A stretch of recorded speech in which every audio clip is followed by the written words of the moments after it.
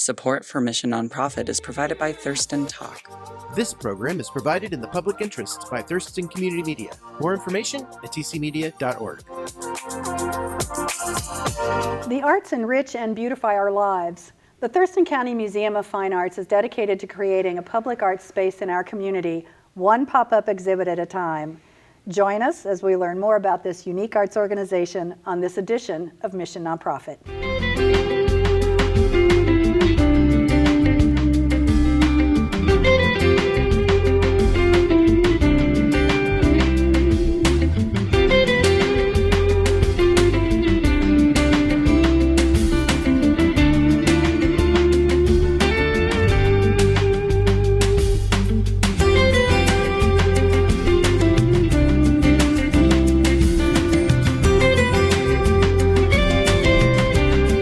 Welcome to Mission Nonprofit. I'm Deborah Vinsel. Each month we showcase an area nonprofit to introduce you to their good work.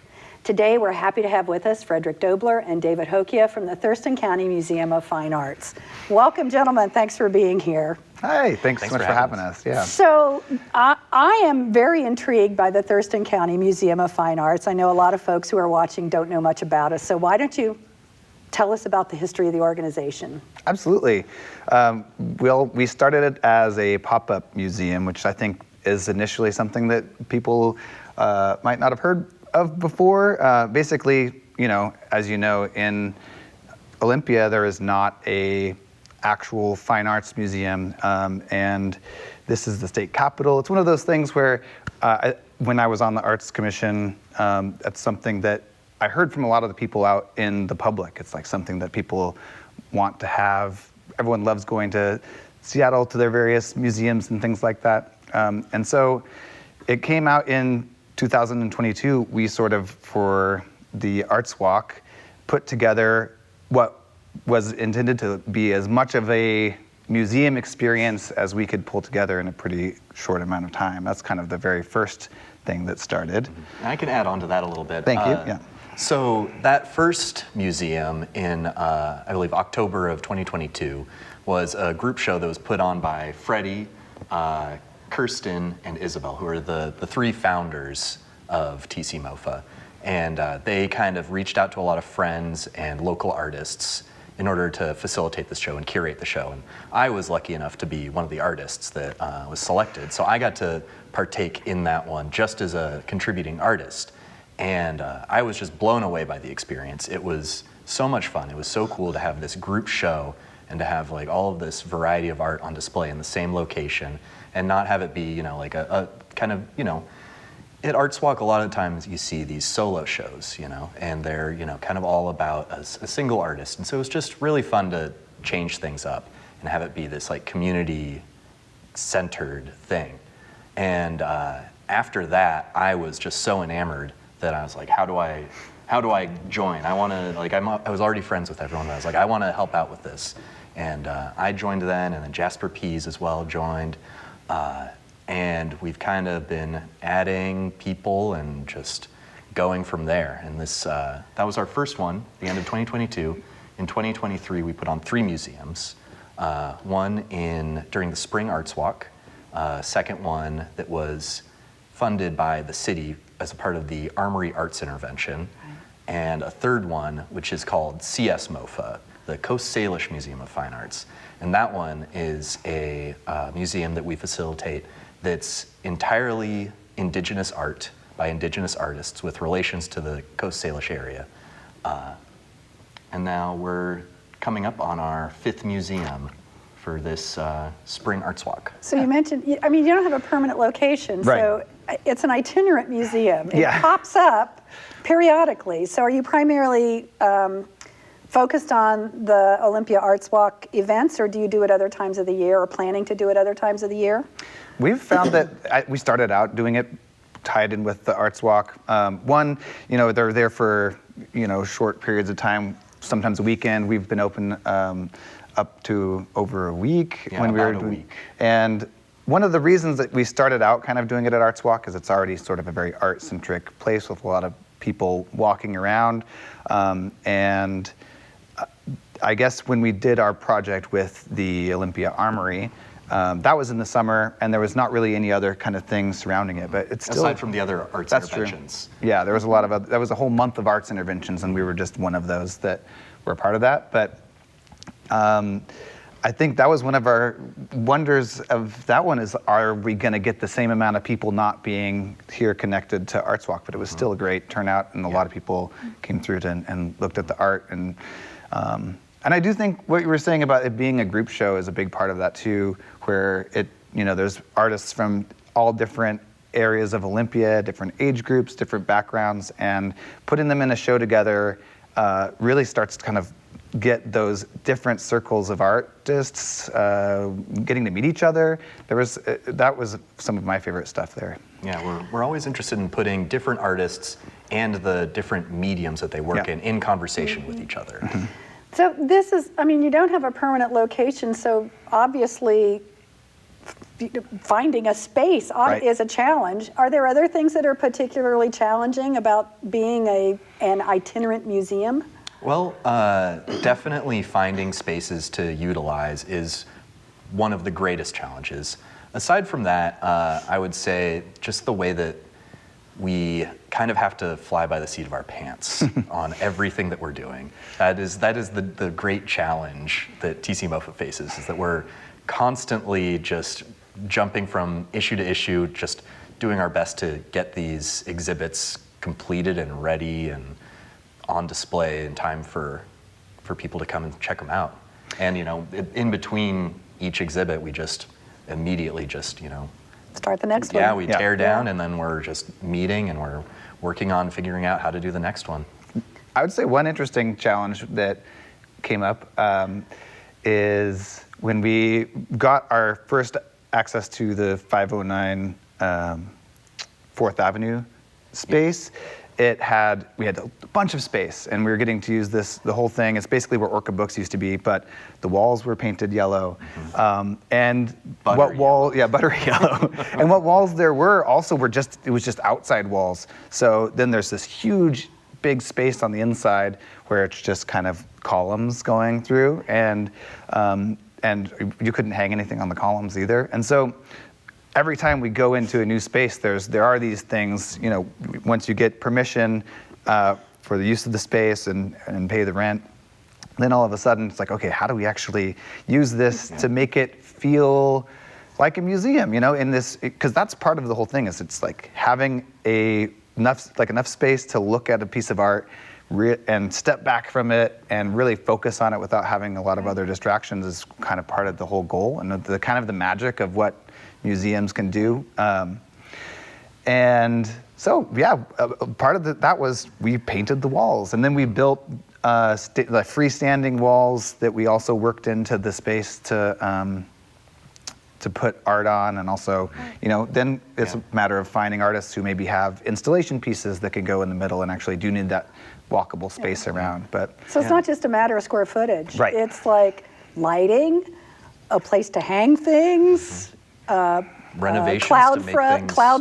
crowd flow, traffic flow, all of that. Yeah. Making sure that everything's ADA accessible. That's a really important part of the organization, is that we are really devoted to accessibility, and we're trying to expand on accessibility beyond wheelchair access. We also want to make our museums accessible for people with different disabilities, such as like sight or like impacted vision, hearing.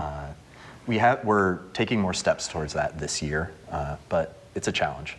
Yeah, but a lot of things to consider. Yeah. Tell us about the artist. I know you started with kind of a core. Is it the same group of artists every time? Or are you reaching out and finding new artists, and who are they and how do you find them?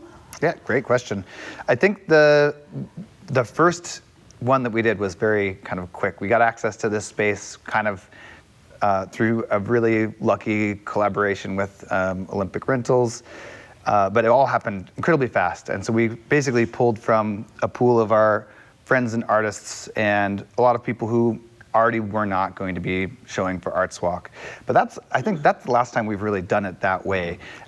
Yeah, so I remember that time, maybe a week and a half or 2 weeks before it was set to happen. I got a text. It was like, hey, do you want to be in an art show? Yeah. Like, oh, okay. And I assume that's kind of how it went for everyone else, because I wasn't helping to organize that time. Yeah. But after that, there was so much interest that everyone that went to it thought it was like such a good time and just such a cool thing that, people were like, how do I get to be a part of it? So we decided for our second museum, which was 1 year ago, in the previous spring, that we would do an open call.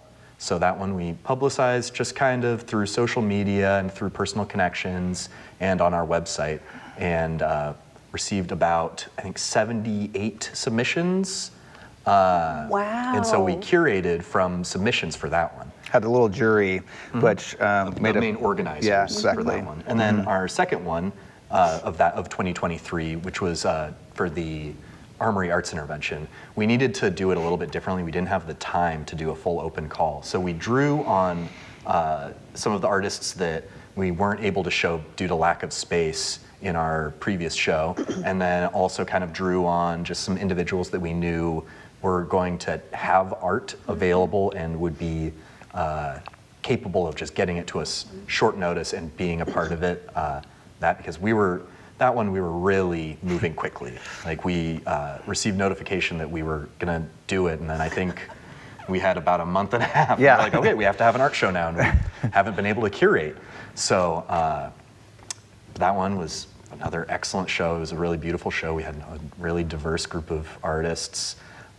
And then for TCMoFA, we do it a little bit differently. We have an open call that's open to Indigenous artists with personal connections to the Salish Sea area. That's how we choose to define it, to not really try to kind of take a little anti-colonial approach to it. To not base it on county lines, right?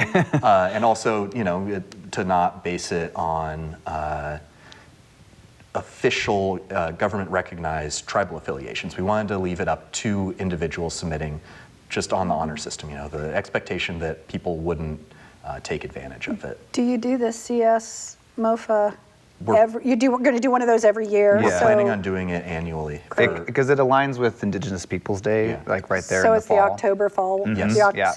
So always that October MoFA is going to be that's our plan.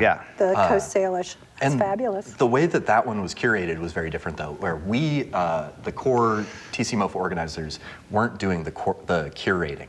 We actually reached out to a group of to several Indigenous artists, Michaela Schaefer, Griffin Quinn, who is now a TCMoFA organizer after this experience, and Lindley Logan, and they comprised the jury for that one, because we didn't want to I don't know, what's the word? We didn't want to kind of like have an Indigenous art show that was being filtered through our largely Caucasian eyes. white perspective, and so that's our plan, is to do that every year. Yeah, that's great. That's and especially in our community, it's a perfect connection with our community. So I'm interested. You said you had 78 responses. So, and obviously you couldn't showcase all of them. So when you invite an artist to be a part of TCMoFA, are they asked to submit just a single piece, or you've got that whole wall, fill it up? What's the... What we've done is, over the course of the kind of process of putting these forms together for people to do the submissions, we usually give people room to submit 3 pictures and then have descriptions of things. So if there's stuff that is, this is connected to these 2 other pieces and they need to be displayed together, that works. Usually we're kind of choosing it based on individual works, and it's highly dependent on what's going on with that museum, with that artist, with their pieces, dependent on size. Yeah. The thing with TCMoFA is that we're not about hard rules ever. Well, that answered the next question I was going to ask. Are you which about kind hard of rules? is. So, I mean, considering that it's the Museum of Fine Arts, are there specific art formats that you're looking for? I obviously flat art, paintings and photography, you know, but sculpture, fiber, I mean, what, is there something that's not included in your definition of fine art? No. Okay. We facilitate performance of all kind. We're excited to potentially be showing dance for the first time. We've had a dance performance at the spring one. For this spring arts walk. But yeah, we do performance, or we facilitate performance. We facilitate like static visual art, audio art, installation. We really, we're not in the business of limiting The definition of the art. definition of art. In fact, I do think that part of what one of the things that has kind of driven, like, oh, what has been picked, it is nice to see all these different arts together. I mean, depending on the show at a static museum, a lot of times, especially maybe in the more historical art museums, you have your sculptures there in the middle of the room, and then the flat wall art on the walls. And all of it kind of informs this whole, I would say, like a view. And for us, it's a view of our community. And there's all of these people making and perfecting their craft in all kinds of different arts. And I love getting to see them next to each other and to see how, I mean, we're picking them together too so that they have a connection to each other. This upcoming show was the first one we had a defined sort of theme going into it. And it was portals, which is pretty open-ended. But, you know, there's people who've submitted things from the fiber arts to sculptures to paintings to photography. And it's the way that they play off of each other, I think, is totally, it raises the level of everything too. Do you have artists that are collaborating with each other, like dance groups with a painter, or have you seen any of that kind of interaction between different art formats? Not really a lot. We haven't had too much collaborative pieces. It's mostly been individual artists or, you know, like maybe like a musical group. But as far as I can remember, we haven't had too many like interdisciplinary entries that are a single entry. Something to think about for the future. Sure, yeah. for your next call. So how many responses did you have from your call for this upcoming? 103. Yeah. And are you focused primarily on the South Sound, or is it artists from anywhere? It's a little bit, once again, it's a little Nebulous. loose and nebulous, yeah. So, you know, there's part of it where, you know, they need to feel they have a connection, I suppose, to the area. The way that I think that we wrote it, or at least the way that I wrote it for our call, was that you had to be in some way commingling with Thurston County. Oh, I like that. So leaving it up to people to kind of self-define, you know, it's like if you are based in Seattle and you've never spent any time in Olympia, you know, it's like maybe you consider yourself commingling, and we're not going to be like, no. I drive through Olympia every time I go to Portland. Right. Right. You know, like in the first show though, you know, it was like there was art by people that used to live in Olympia but no longer live in Olympia, or, you know, it's very open-ended, you know. How far in advance do you issue your call? This one was about 2 months, 2 or 3 months. Because this time we opened it for a longer period of time. I think we're realizing a little bit that, especially with the show that has a defined maybe theme, you could say, having a longer call lets people know what's going on and actually have time to, if they wanted to, create a new piece for there, which is something that has happened. And I don't think that would have happened if it was, I don't remember exactly how long the calls were before, but this was our longest one. It was an entire month. We're trying to make them as long as we can, but we're limited in our abilities, basically.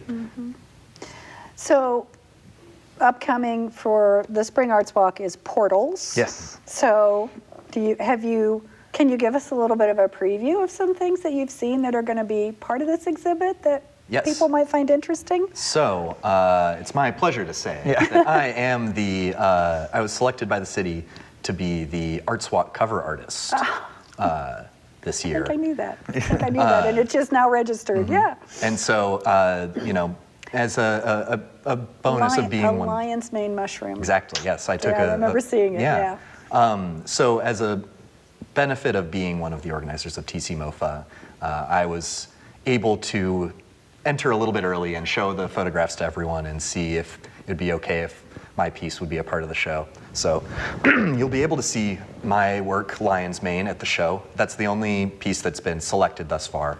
And it was also kind of contingent on us getting a space in Arts Walk. Right. So, Right. So you haven't made the final selections for this? no, we're going in to that make process? those today after we leave here.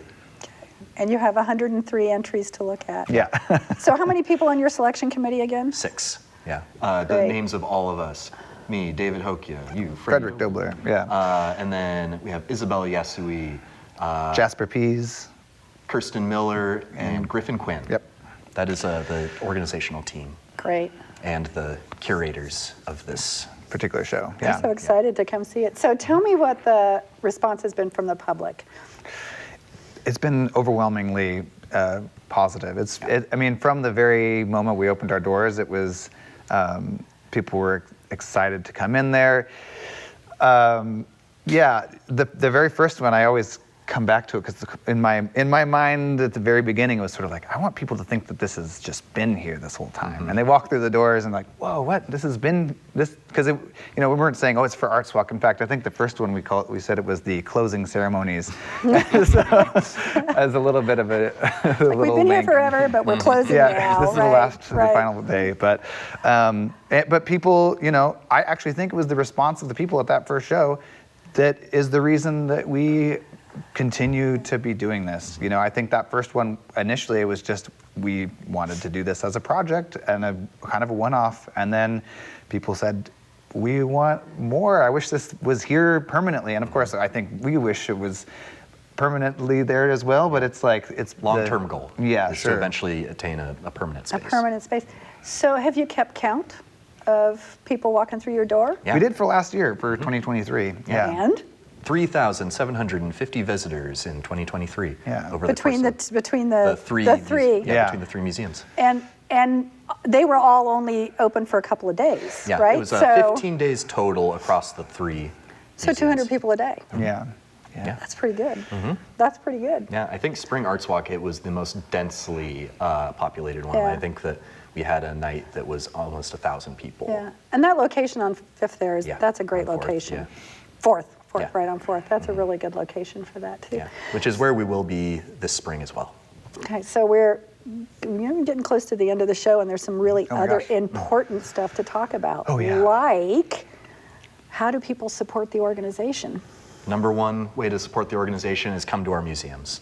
Come in, look at the art, engage with the art.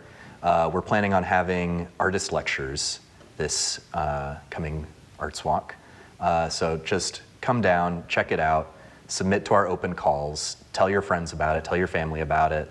That is the number one way that we want to engage with people.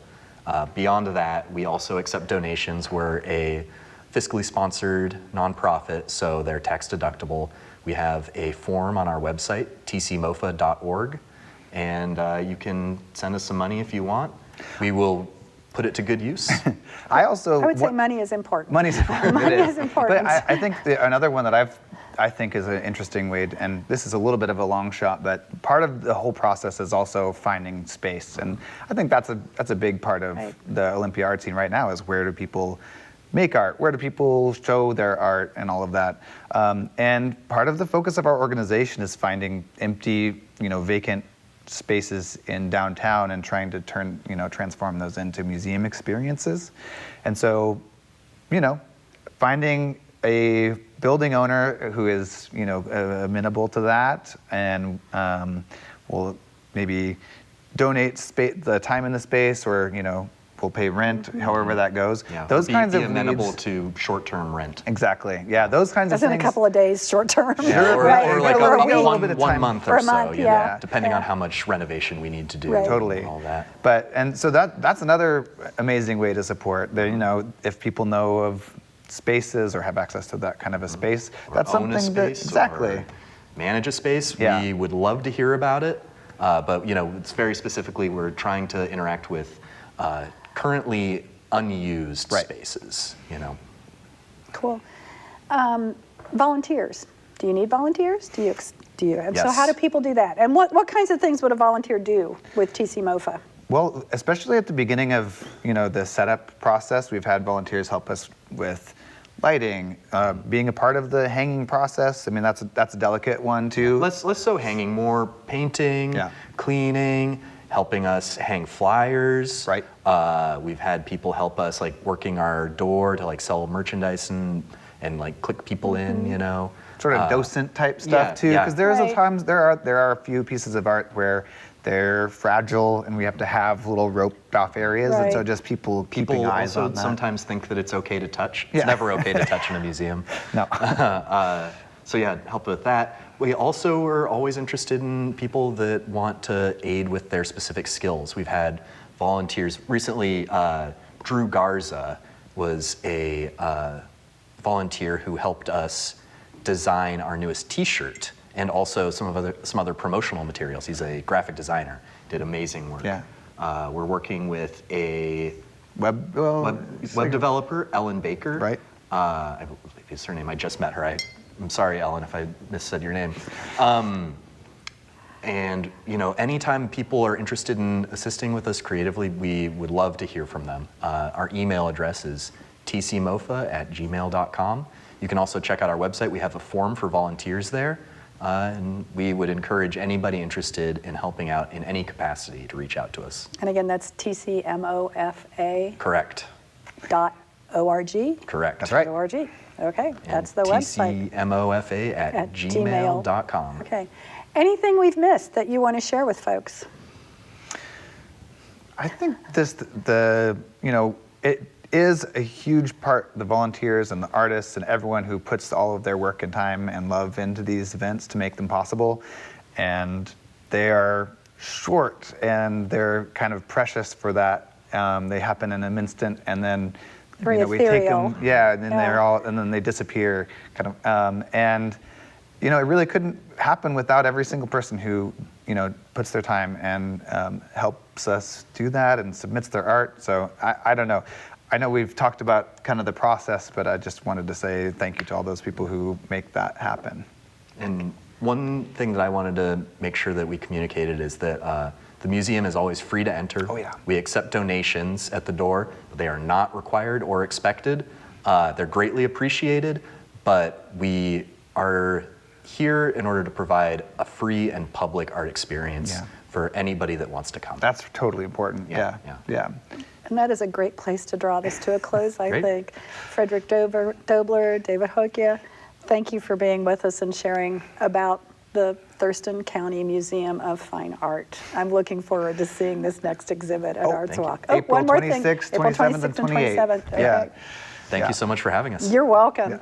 Nonprofit organizations in our community care for our neighbors and children, inform and educate us, enrich our lives with the arts and performances, and help to keep our community safe and healthy. Join us again next month when we introduce you to the important work of another great local organization right here on Mission Nonprofit. I'm Deborah Vinsel for all of us here at Thurston Community Media. Thanks for watching.